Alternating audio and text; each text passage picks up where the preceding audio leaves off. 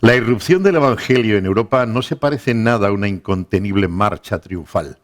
Sus comienzos son tímidos, humildes, hasta nos atreveríamos a decir insignificantes. Pero ¿no es así como comienza Dios sus grandes obras? Sí, Dios siempre empieza en pequeño. De la nada hizo el mundo, de un puñado de tierra hizo al hombre, de una diminuta semilla de mostaza hace un árbol respetable. Dios siempre empieza en pequeño.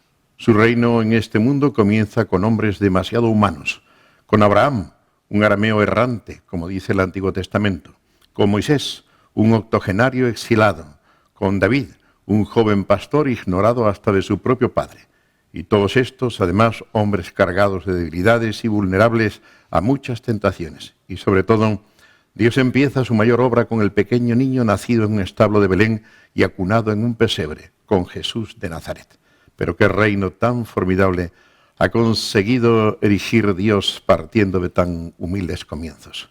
Humildes fueron también los comienzos de la extensión del Evangelio de Jesucristo en esta Europa nuestra, en esta Europa que a lo largo de los siglos pasados tuvo el privilegio de experimentar numerosos avivamientos espirituales en sus más diversos países y que hoy está sumida en una profunda crisis espiritual y que de la mano del secularismo camina hacia un neopaganismo desconsolador. La Europa que en los últimos siglos llevó el Evangelio a los países más remotos está hoy a punto de renegar de la fe que recibió un día de la boca del gran apóstol Pablo, el hombre que más profundamente ha influido en la historia de este continente desde hace 20 siglos. Pero es bueno que sepamos que esta gran y poderosa influencia comenzó por algo muy pequeño. Comenzó en una pequeña reunión, en un pequeño grupo de mujeres y con la conversión de una sola mujer en la ciudad de Filipos, una populosa y rica colonia romana asentada en suelo griego, en el extremo oriental del camino comercial de Europa. Desde aquí se propagó el Evangelio a los cuatro vientos por Europa. La estrategia misionera de Pablo fue siempre buscar una gran ciudad como base para su ministerio de predicación y desde aquí alcanzar las poblaciones más pequeñas de la zona. Precioso extracto de ese libro del apóstol Pablo que forma parte de este programa de Libros que Inspiran. ¿Qué tal? ¿Cómo están? Muy bienvenidos a este espacio en donde hemos querido comenzar de una manera diferente, pues leyendo un poquito de este libro que es el volumen 4 del apóstol del Señor Pablo y de la mano, como no, del pastor Félix González, que semana tras semana nos trae estos maravillosos libros escritos de su, bueno, ya no, ya de la imprenta, pero primeramente de su puño y letra, exacto. Bienvenido, ¿cómo está, Félix? Muy bien, Pepe, muy contento de poder hablar de estos libros que inspiran, que creo que inspiran y que me han, en fin, sus lectores me han hecho llegar pues su aprobación, su reconocimiento y la estima. En varias ocasiones he recibido cartas anónimas de personas que me han dicho, después de la lectura del primer libro de Pablo, pastor, muchas gracias, porque su lectura del libro de Pablo me ha cambiado por completo mi visión de este apóstol. Qué bueno, Esto eso es bonito, precioso, ¿no? Sí, Tenían sí. una imagen, pues, no sé, machista. Algunos lo hemos tenido, violenta, dictatorial, sí. colérico. De Pablo, y a través del estudio profundo de las Escrituras y de su obra se muestra que es justamente todo lo contrario. Muy bien, pues vamos a adentrarnos ya en estos minutos que tenemos por delante.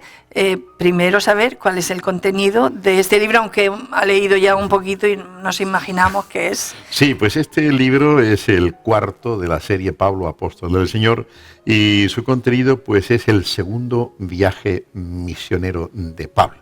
Durante ese segundo viaje misionero el Evangelio llegará a Europa, ¿no? Y eso es lo especial de este libro. El segundo viaje misionero que tiene la verdad mucho que enseñarnos. Qué bueno. ¿Cuándo, dónde y cómo se origina este viaje?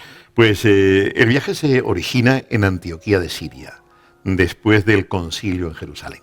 Pablo y Bernabé, junto con Silas y los delegados de la Iglesia Madre y los que le habían acompañado de Antioquía, pues regresan a la ciudad, a la iglesia en Antioquía, y ahí están trabajando. Hasta que llega un momento en el que Pablo, esto ocurre en el año 48, mediados del 48.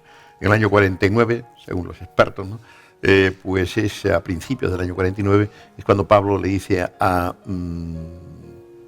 su compañero Bernabé. Dice del versículo 36 del capítulo 15 de Hechos de los Apóstoles, ¿no? Después de algunos días, Pablo dijo a Bernabé: volvamos a visitar a los hermanos en todas las ciudades en que hemos anunciado la palabra del Señor para ver cómo están. Qué bonito, ¿eh? ¿Sí? Esa preocupación apostólica del Padre de la fe por sus hijos espirituales. Qué bonito. Y la idea es, en primer lugar, visitar a las iglesias que ya estaban constituidas y indudablemente continuar fundando otras iglesias en ese camino, ¿no? Bonito, qué bonito. ¿Y cuál es el recorrido de este viaje? Bueno, pues el recorrido del viaje lo dice el mismo texto bíblico, ¿no? Que fueron Derbe, Listra, Siria y Cilicia, y finalmente dejaron atrás las tierras visitadas anteriormente y quisieron seguir en otra dirección, pero el Espíritu dice que no se lo permitió. ¿Ya? Entonces intentaron meterse en Asia, lo que es Éfeso, sería Éfeso, y el Espíritu tampoco se lo permitió. Estando en una situación de esta, pues orando, una noche Pablo tiene un sueño y ve a un varón macedonio, vestido con traje macedonio. O sea, Macedonia es el nombre de Grecia en los días de Pablo, se llama Macedonia, ¿no? Ve a ese varón diciéndole: ven, pasa aquí y ayúdanos. Entonces inmediatamente comprenden que es el Espíritu Santo el que les está hablando y salen a toda prisa, ¿no? Ya dice, cuando vio la visión, enseguida procuramos partir para Macedonia, dando por cierto que Dios nos llamaba para que les anunciáramos el Evangelio, ¿no? Y le mostró a Pablo una visión de noche. Un varón macedonio estaba en pie rogándole y diciendo: pasa a Macedonia y ayúdanos. Qué bonito, qué manera del Señor guiar, ¿no? El Espíritu Santo. Y fue el Espíritu Santo el que prohibió abrir unas puertas y abrió esta, la de Macedonia. Entonces esto es importantísimo porque el Evangelio llega así a Europa. Seguramente que ya estaba la iglesia en Roma funcionando más o menos, ¿no? Pero no la había llevado este misionero y no sabíamos qué clase de iglesia eran esas y cómo estaban organizadas. Y seguramente que eran judíos que estaban pues viviendo su fe conjuntamente con la sinagoga. Pero aquí no, aquí ya se trata de iglesias cristianas, apostólicas, en suelo europeo. ¿Tendría Pablo pensamientos de ir a Europa o sería...? Pues la verdad es que no lo sabemos muy bien si estos eran sus pensamientos. Sabemos que si los tenía, los tenía a largo plazo. Porque todavía de Turquía le quedaba, de lo que hoy es Turquía, le quedaba más de la mitad por evangelizar. Toda la parte norte y toda la parte este. Él está ahora en la parte este, arriba, en Troas. No sé si puede poner el mapa, nuestro asistente. Y en Troas es la antigua Troya Homérica, Aquiles y demás, ¿no?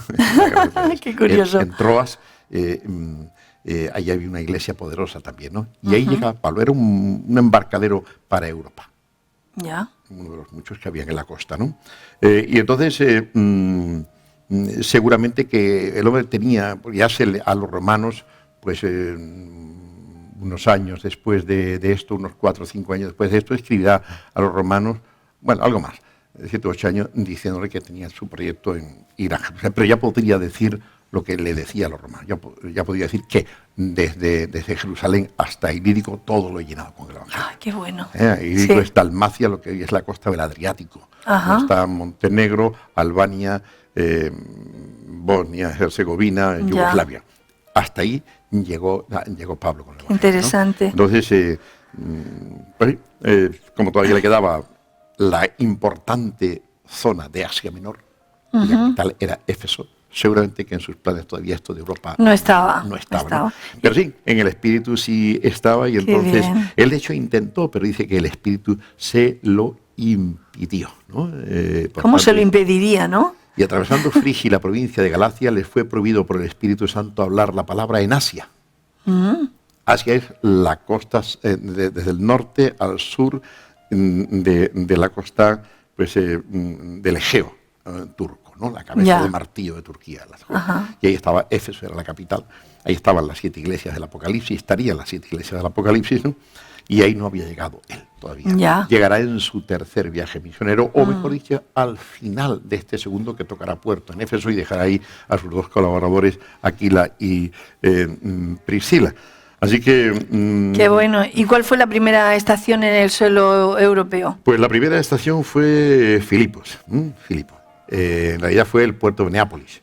Yo tuve la posibilidad, ¿no?, de estar ahí, zarpando pues de Troas, vinimos con rumbo directo a Samotracia y al día siguiente a Neápolis y de allí a Filipos. Y estando almorzando con el grupo que llevaba de 32 personas hace un par de años allí en Grecia, veo una figura en el muelle. Bueno, el restaurante estaba en el paseo marítimo, ¿no? Y veo una figura, digo, ¿esa figura la conozco yo? ¿Sí?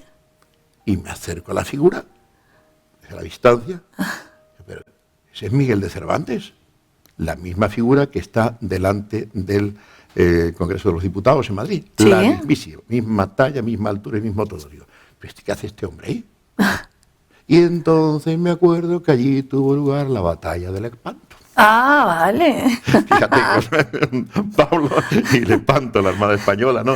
Y ¡qué bueno! Este insigne escritor Miguel de Cervantes, pues inmortalizado aquí en medio del paseo marítimo, ¿no? Un monumento a un español en la ciudad de Neápolis. Vaya. Era el puerto de la ciudad de Filipos, que era mucho más importante, ¿no? Y Filipos pues estaba a unos 17 kilómetros de Neápolis, la ciudad actual de Filipos, ¿no? Entonces esta fue la primera estación. Qué no bueno. predicaron en Neápolis, sino que salieron inmediatamente para Filipos. Filipos era la ciudad, un asentamiento romano que constituido pues por legionarios romanos procedentes de Italia, que habían cumplido ya su prestación militar, y entonces los emperadores les daban a estas personas que se licenciaban unos lotes de tierra para que los labrasen, y entonces y le daban derecho de ciudadanía, porque la general, ciudadanía romana. Entonces eran ciudades que gozaban de favores especiales, y estos hombres eran muy fieles porque se sentían pues italianos, o italicanos, como se decía en aquella época, ¿no? Y Itálica es la primera estación.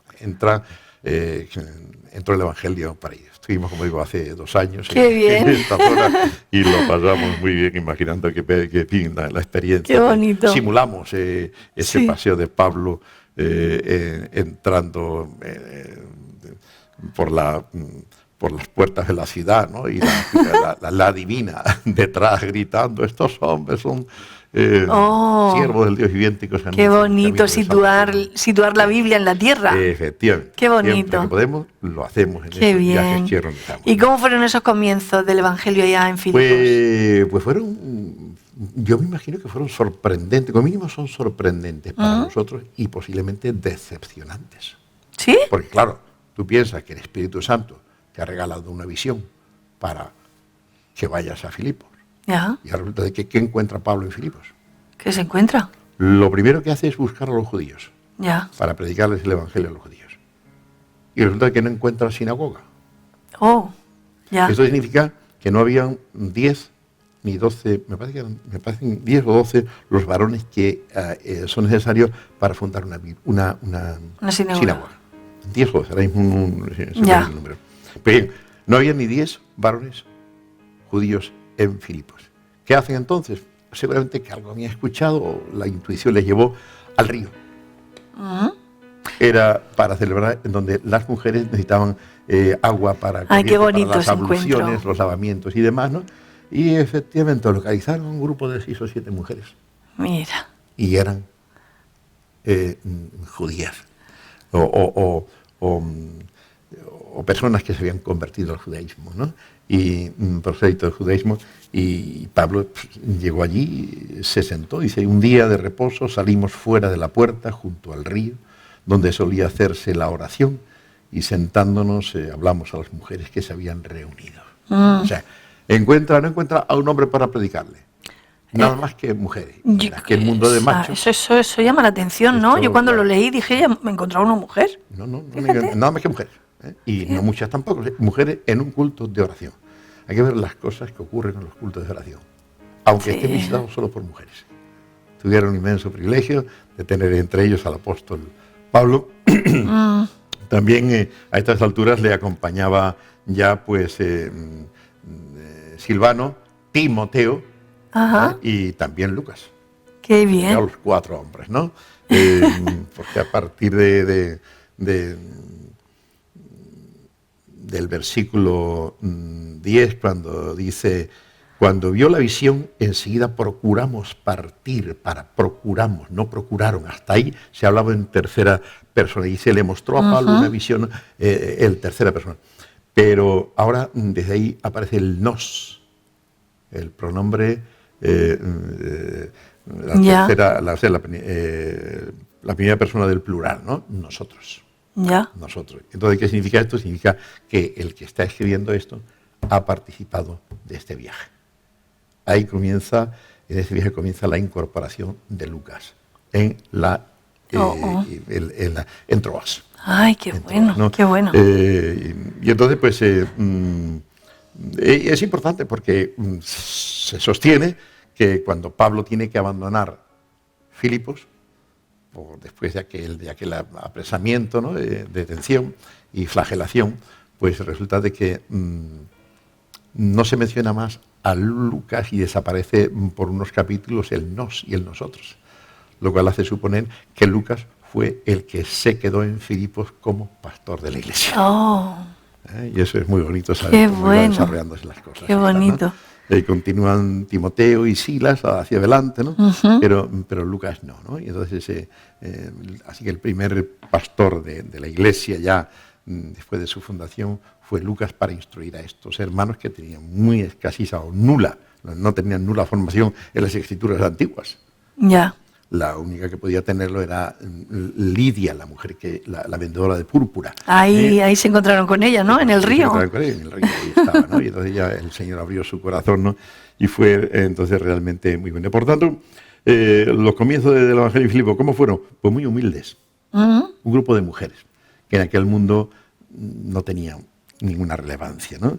Se convierte Lidia y se convierte también el carcelero de Filipos. Pero Lidia podría haber sido una empresaria, ¿no? Era una empresaria. Era una empresaria. Era vendedora de púrpura y la púrpura era un producto muy caro. Algo caro, claro. O sea, tendría una posición esta mujer. Una posición. De hecho, ella debió tener una posición porque invita a Pablo, después de su bautismo, y ese día pues dice que invita a Pablo a que moren en su casa. Y cuando fue bautizada y su familia nos rogó diciendo, si habéis juzgado que yo sea fiel al Señor, entrad en mi casa y posad. Y nos obligó a quedarnos. Qué bonito, nos obligó. No quería, dijo, nos obligó no acepto un no por respuesta. Ustedes se quedan en mi casa. Vale, ustedes me han bautizado a mí porque creen que soy fiel al Señor. Vale, entonces, si soy fiel al Señor, demostrádmelo también dándome este reconocimiento. Qué bueno. Bien, esta mujer debería disponer de un par de habitaciones grandes para alojar a los 4 hombres. Claro. Sí, recurso para alojarlos, para alimentarlos y también porque en esta época, pues las personas cuando entraban en una casa no solían, siguiendo las indicaciones del Señor, no solían ir a otra casa. Sino en la misma. Y así se evitaba muchas críticas y muchos problemas. De que si esa me puso carne de pollo, pues yo le voy a poner carne de ternera. y si esta no me puso postre, interesante, una fruta, pues yo le hago un postre elaborado de cocina. Para evitar todo este problema. Problemitas y demás. Qué bueno. Entre los cristianos. Entonces, en esta iglesia, en este grupo, fue ahí en Filipos, donde se hace la famosa gran pregunta, que ha servido pues de base para muchas predicaciones a lo largo de los siglos. Es la pregunta que formula el carcelero de Filipos. Señores, ¿qué debo hacer para ser salvo? Y la gran respuesta de Pablo, cree en el Señor Jesucristo y serás salvo tú y tu casa, ¿no? Y nos encanta ese versículo. Sí, no, es que es un versículo que realmente pues encierra mucha teología, encierra el Evangelio. Es una persona que te pregunta claramente, ¿qué debo hacer para ser salvo? Y entonces, Yo recuerdo que estaba en el servicio militar y había un amigo que se llamaba Fernando, era de un pueblecito de Puente Genil, de Caserich. Ya. Y él era católico también, practicante, buena persona. Sí. Y en aquel mundo de jóvenes de 20, 21 años que formábamos la batería, éramos, el batallón aquel, éramos 200 y pico, ¿no? Pues él se fijó en mí y se acercaba a mí, y total, entablamos amistad y más, y después se empeñaba, ¿no? Que se empeñaba en que yo, cuando nos juramos bandera, me pasara un par de días por su casa. Mi madre y mi padre te quieren conocer, y les hablan mucho de ti, ¿no? Y entonces, pues vale, accedí, ¿no? Y recuerdo que un día habíamos comido una familia bien asentada, ¿no? Sí. Habíamos comido, dormía la siesta, la madre se quedó en la cocina fregando y yo me quedé, como yo no dormía nunca la siesta, en Alemania no era costumbre, pues no me quedaba dormido. Me quedé en el salón en penumbra leyendo la Biblia. Y llega la mujer y me dice, después de terminar sus faenas en la cocina, Félix, ¿qué debe hacer mi hijo Fernando para ser tan bueno como tú? ¡Ay, qué bueno! La verdad es que... ¡Qué buena pregunta! Aquella pregunta me dice, bueno, señora, yo no soy bueno, yo lo que hago es leer la Biblia, creer en Jesús y... No sé si conseguí responderle de la manera... A mí me sorprendió por completo, ¿no? Claro. Pero de todos modos es bueno que alguien te haga esa pregunta, ¿no? ¿Qué debe hacer mi hijo Fernando para ser tan bueno como tú? Qué bueno. Es curioso, ¿no? Y es otra forma de... Sí. La mujer estaba preguntando por la salvación. Totalmente. Y entonces yo la aproveché para decirle a usted la Biblia, creen en Cristo, ¿no? Pero claro, ella, pues quizá por la cara que puso la expresión, creo que no lo entendió. O yo no lo expliqué bien, ¿no? Y digo, me acuerdo de eso, digo, una experiencia perdida, es hay que estar más atento. Bueno, no se sabe si aquello habrá dado un fruto. No se sabe, porque en cualquier momento te puede asaltar una pregunta así. Alguien te viene con una pregunta, ¿no? De hecho, en Madrid sí, que ahí ya estaba preparado y recibí bastantes ¿sí? Visitas de personas, o después del culto, pastor, yo me quiero convertir, ¿qué tengo que hacer? ¡Ay, Gloria, vengas a mi despacho, vamos a hablar. ¿Tú crees en Jesucristo como Salvador? Sí, yo creo. ¿Tú lo aceptas ahora mismo como Salvador y Señor? Sí. ¿Te renuncias a tus pecados? Sí. Pues venga, vamos a hacer una oración de... Qué bonito, así tan sencillo. Señor, ¿no? Y a eso era para mí un gozo. Claro. Este gozo, esta alegría, me la dio el Señor en Madrid, y en esos 10 años que estuve allí, bauticé a 100 personas, ¿no? ¡Ay, qué bonito! Son muchas personas y llevé también a otros muchos más a los pies del Señor. Le ayudé en su búsqueda del Señor. Eso francamente es bonito, ¿no? Para eso estamos, ¿no? Para eso está la Iglesia. Así es, ¿no? Para y esta es la aquellos. pregunta del apóstol Pablo. Aquí, pues en Filipos, vemos también que tiene lugar, que se demuestra una vez más que el Evangelio es realmente un conflicto espiritual. Lo vemos a lo largo de toda la Biblia. Lo hemos visto en la primera estación, cuando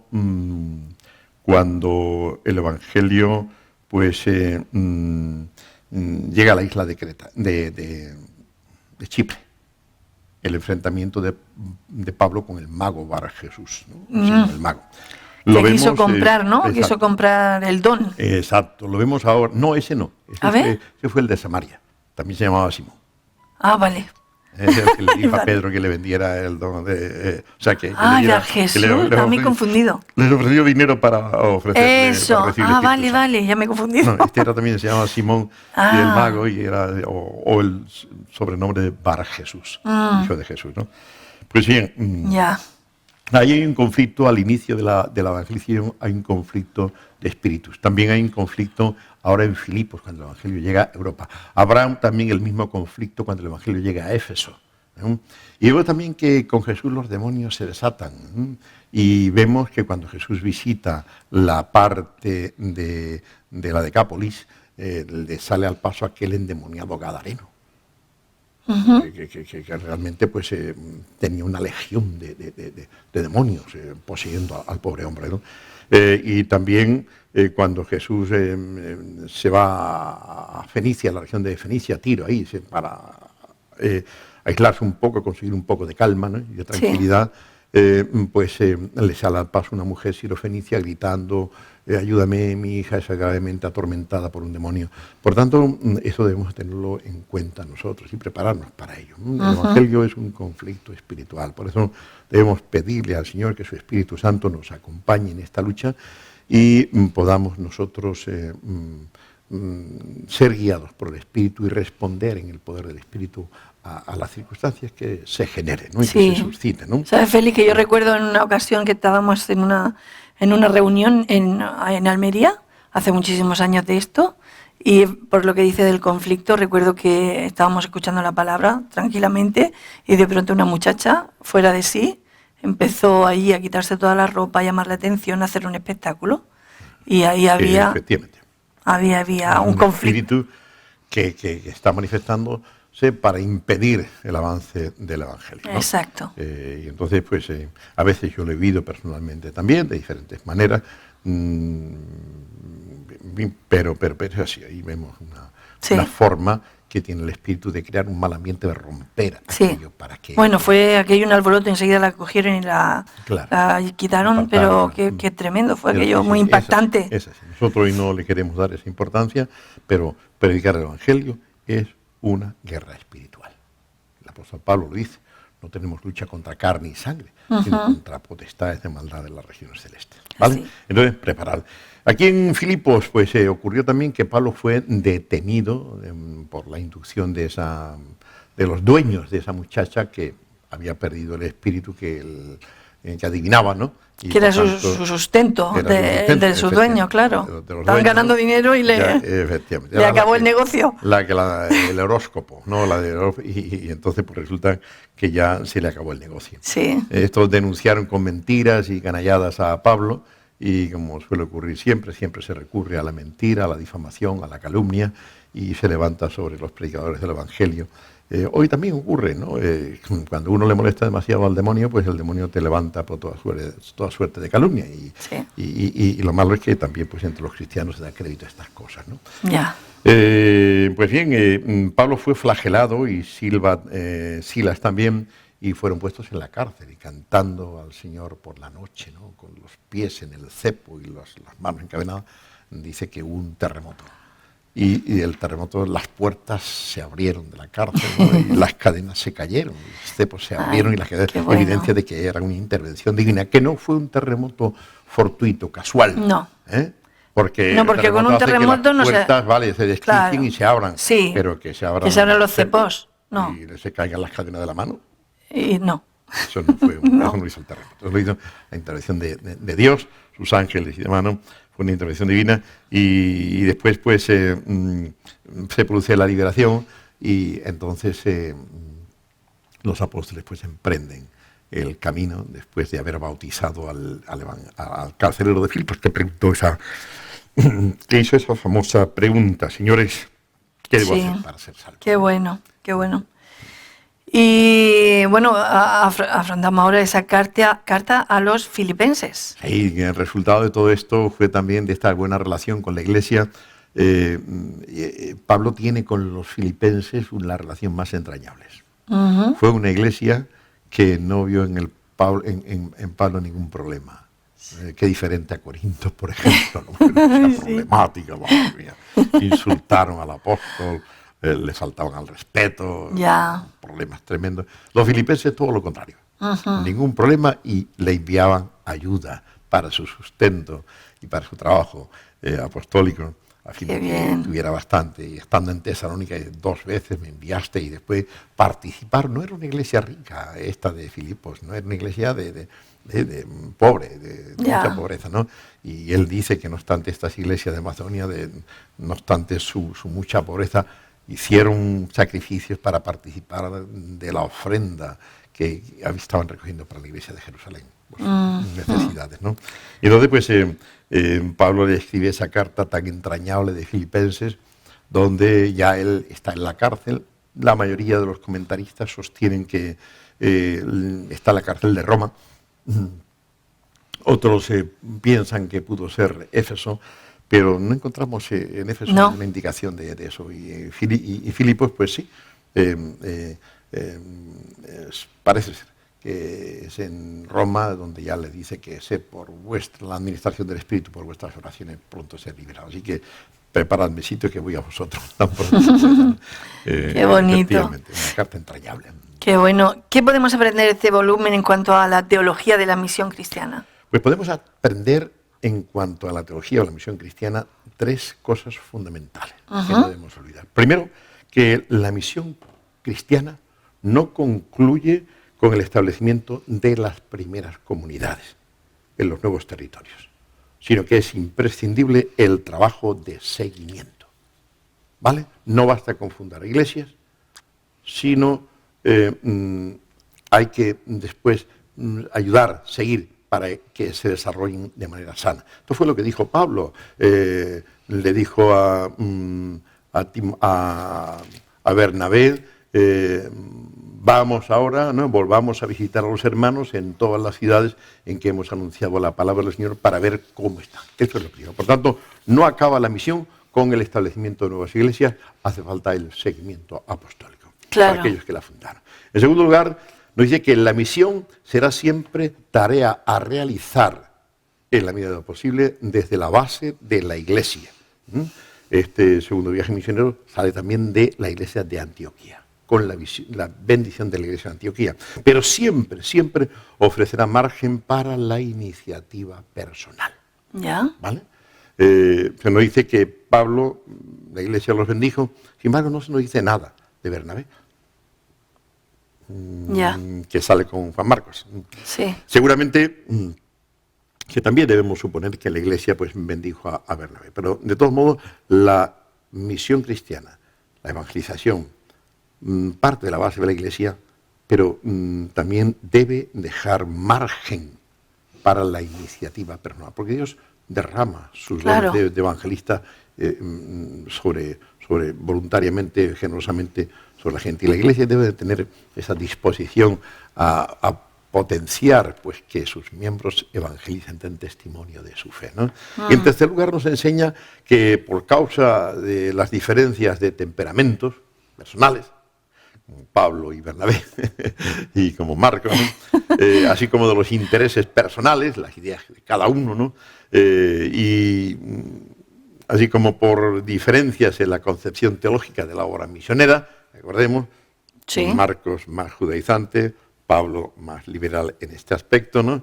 Y también por su realización práctica sobre cómo se debe hacer, pues pueden surgir enfrentamientos entre las personas que dirigen la obra misionera, ¿vale? Ya.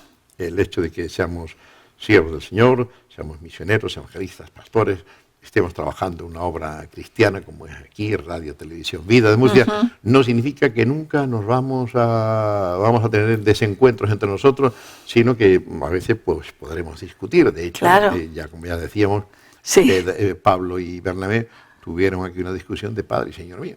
Paroxismo es la palabra, ¿no? A grito pelado, a grito pelado, ¿no? Aquí como en Murcia se dice. Y después pues ellos se recuperaron, ¿no? La relación.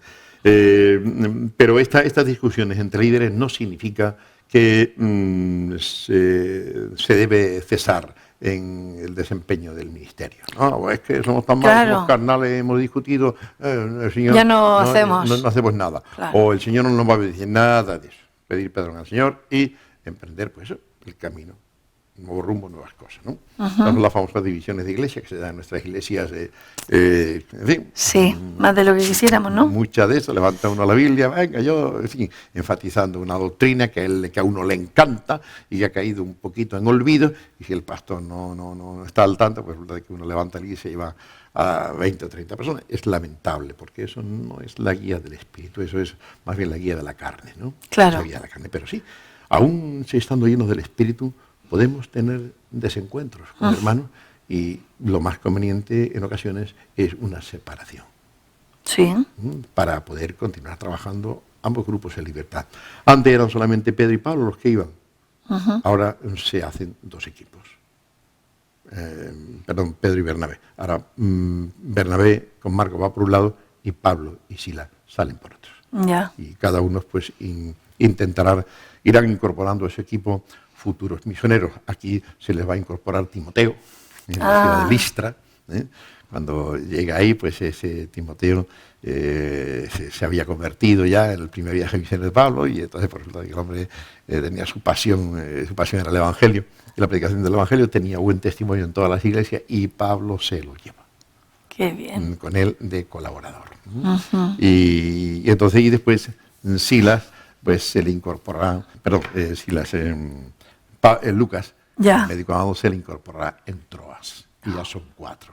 Y ahí se irán incorporando más miembros que son procedentes de las distintas iglesias que los apóstoles van fundando. Qué bonito. Esta es la primera iglesia que se funda en el suelo europeo por el ministerio del apóstol Pablo, que registra los hechos de los apóstoles. Qué la iglesia de Filipos. Qué bien. Y para terminar, y vamos con el tiempo redondo. Sí, muy bien, sí, vamos muy bien. ¿Quiénes deberían leer este libro? Bueno, pues yo pienso que deberían de leerlo todos los pastores, porque tiene mucha y rica información histórica y teológica para ellos. Y también, sobre todo, todas las personas en la iglesia que tuvieran una preocupación por la evangelización y las misiones. Ya. Aquí van a aprender cosas del gran misionero cristiano que es Pablo. Aquí yo pienso que el libro, la serie en su totalidad, lo que hace es fomentar el amor y la pasión por la evangelización y el testimonio y las misiones. Por eso es una obra que yo recomendaría que leyeran, que estudiaran todos los hermanos y hermanas que están interesados en la obra misionera, en la plantación de iglesias, ¿no? Es un libro que también puede ser predicado perfectamente, sus capítulos están perfectamente estructurados para predicaciones, ¿no? Y lo pueden utilizar para las misiones, cuando la fiesta de las misiones en las iglesias y demás, ¿no? Así que pastores y maestros de escuela dominical encontrarán también en este libro un arsenal de ideas y de sugerencias prácticas para la evangelización y la misión hoy. Qué bueno, al fin y al cabo, o sea, dirigido a esa persona, pero también para todas las demás, porque todos debemos predicar el evangelio y aprender, sí. Vamos a aprender seguro. Tener, aunque no porque a mí o sea, lo que ha leído antes, sí. Yo ya seguiría leyendo pues estupendo. Adelante. Anímate. Sí, porque realmente la curiosidad. Es un conocimiento que debemos tener, debemos indagar y es práctico, es actual. Y vemos cómo la palabra de Dios nos habla a nuestros días de hoy, ¿no? No es una cosa, son cosas que ocurrieron, no, tiene su aplicación para el día de hoy, y en ese sentido, pues se pueden leer mucho, como ya lo he dicho anteriormente, creo, hay personas, familias que lo están leyendo en sus casas como claro. devocionales diarios. Ay, qué bonito. Y cada día leen un capítulo, los capítulos tienen, en fin, 4 o 5 páginas, ¿no? O sea, que se lee en unos poquitos minutos, la verdad. Efectivamente, se leen en pocos minutos, en 10-15 minutos está leído, y entonces también está estructurado en 3 puntos, con lo cual permite un momento para la reflexión y la oración en cada punto. Entonces se pueden hacer cosas muy bonitas con este libro, con la serie, Pablo Apóstol del Señor, ¿no? ¿Cómo se ve lo que dice del final? ¿Cómo se lo ha presentado, lo de la reflexión y todo eso? ¿Cómo que hay preguntas? Bueno, si te fijas, los humildes comienzos en Europa, ¿no? Ah, ya. Ahora, vale, hay una introducción y después viene, primer punto, una pequeña reunión. Vale. La importancia de las pequeñas reuniones. Aquí, después de leerlo, podemos meditar un poquito y simplemente dar gracias por ello, ¿no? Orar. Segundo punto, con un grupo de mujeres, una reunión pequeña, un grupo de mujeres, ¿no? Y en tercer lugar, pues, la conversación de una sola mujer, o la conversión de una sola mujer. Pequeños, humildes comienzos. Qué bonito. ¿Vale? Sí. Pero que no daría esto de sí después, ¿no? Claro. Entonces, pues siempre la estructura es así, en tripartita, porque en la Biblia, el mundo judío, a los judíos les encanta las trilogías. ¿Sí? Y la Biblia está llena de trilogías. ¿Ah, sí? Trilogías, sí. El ejemplo el ejemplo más tremendo de las trilogías es la epístola de Judas. ¿Qué me dice? Sí, la epístola de Judas, estoy trabajando en ella, ¿no? La llevo más lenta. Sí. Esta epístola, Judas, el hermano del Señor. Sí. pues esta epístola es sorprendente. Vemos cómo tiene un espíritu auténticamente judío. Ajá. Sí, fíjate, comienza diciendo, Judas, Ya. siervo de Jesucristo y hermano de Jacobo. ¿Ves? 3. Judas, Jesucristo y Jacobo. Es cierto. A los llamados, santificados en Dios Padre y guardados en Jesucristo. 3 otra vez. Llamados, guardados, santificados. Misericordia y paz y amor, o sea, multiplicados. Qué impresionante. Ahí continúa la epístola. Hoy lo voy a leer yo. Yo he encontrado 22 o 24 Qué impresionante. trilogías aquí, ¿no? Entonces, de hecho, el título del libro que lo voy a poner es Las trilogías de Judas. Qué bonito, precioso. Y entonces, pues, hablan siempre pues, de tres. 3 veces aparece la palabra amados.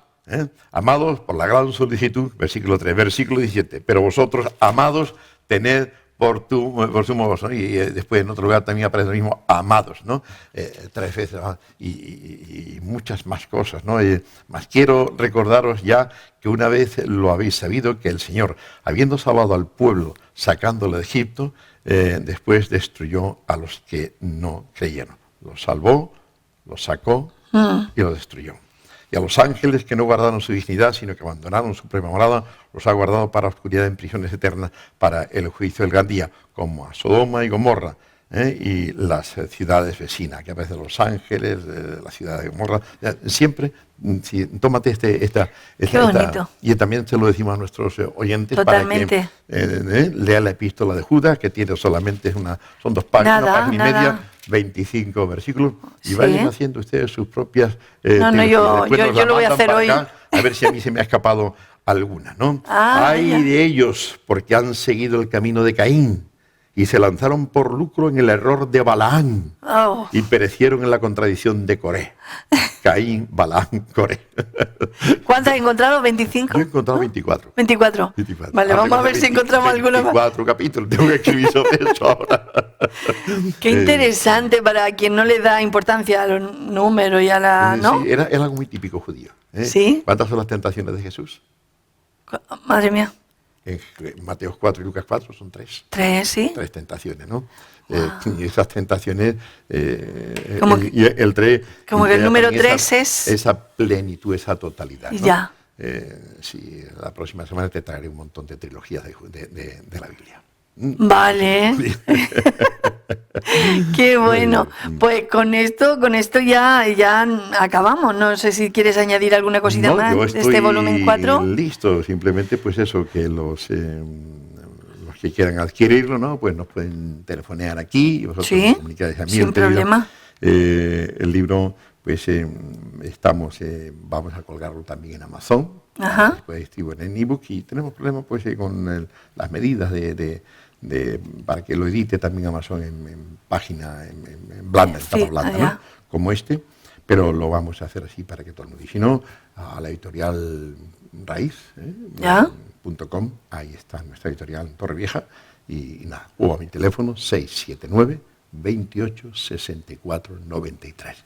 Pero si no tiene el teléfono, tiene el teléfono aquí de Radio Televisión Vida. Sin problema. Lo piden y les servimos los libros con mayor de la satisfacción, ¿no? Pues estupendo, estupendo. Esto es original, foto original de las ruinas de Filipos, ¿no? Y allí tuve el privilegio de conducir a un grupo de 32 personas hace un par de años. Qué envidia nos da. Ya organizaremos, ahora mismo no se puede viajar. Ahora no se puede. Pero cuando podamos, el primer viaje que vamos a organizar va a ser a Israel, si Dios quiere. Oye. Así que nuestros queridos oyentes o televidentes, ¿no? Espectadores, pues que vayan poniendo ya la hucha, porque si no es en el año 22, será en el año 23. Vale. Que vamos a tener ya pues esa libertad de movimiento para poder hacer un viajito. Y es posible que podamos viajar ya en septiembre del 22. Las vacunas pues estarán seguro. Puestas, ¿no? y es posible que ya podamos viajar, ¿no? Qué bonito. Entonces, sobre todo si estamos nosotros vacunados, ¿no? Claro. Entonces es un viaje, bueno, es el quinto evangelio que le han llamado a algunos, la tierra de Israel, el quinto evangelio. Y estos Qué viajes bueno. vale la pena hacerlo porque son viajes de carácter espiritual. Claro, que no es solamente de turismo, ¿no? O sea, no, son turismo, sí, pero también son viajes culturales y espirituales. claro. Todo el viaje, pues es un culto, diríamos, desenfadado. Pues vamos leyendo las escrituras en los lugares donde ocurrió algo. Ay, no, ay, qué envidia me da, de verdad. Después tengo otro proyecto para Israel, Sí. para el Mar de Galilea, pero ya lo iremos diciendo más adelante. Vale, muy bien, muy bien. Bueno, pues con esto, pues solo nos queda despedirnos, Félix. Pues un fuerte abrazo a los amigos y que nos están viendo y oyendo. Y nada, los emplazamos el próximo jueves también a esta misma hora. Muy bien. Para que vamos a tratar del quinto libro del apóstol Pablo. Continuación del viaje de Filipos. De Filipos, Pablo emprende el camino en paz hacia dos importantes ciudades. Tres importantes ciudades. Ahí nos quedamos, qué bien. Bueno, pues hasta aquí hemos llegado. Este es el programa Libros que Inspiran, no se lo pierdan. Cada jueves aquí en vivo y en directo a esta misma hora. Un abrazo y que el Señor les bendiga.